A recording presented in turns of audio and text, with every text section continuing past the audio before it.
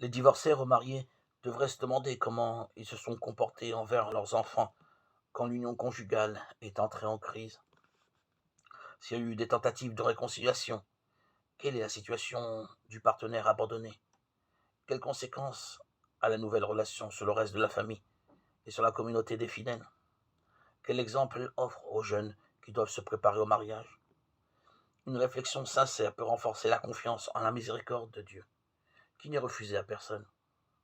Il s'agit d'un itinéraire d'accompagnement et de discernement qui oriente ses fidèles à la prise de conscience de leur situation devant Dieu. Et ce discernement ne pourra jamais s'exonérer des exigences de vérité et de charité de l'Évangile. Pour qu'il en soit ainsi, il faut garantir les conditions nécessaires d'humilité, de discrétion, d'amour de l'Évangile et de son enseignement, dans la recherche sincère de la volonté de Dieu et avec le désir de parvenir à y répondre de façon plus parfaite.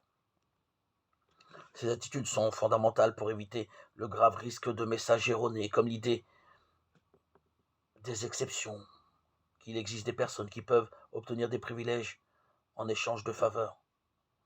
Lorsqu'on rencontre une personne responsable et discrète qui ne prétend pas placer ses désirs au-dessus du bien commun, on sait reconnaître la gravité de la question entre qui leur est donné. On évite le risque qu'un discernement donné conduise à penser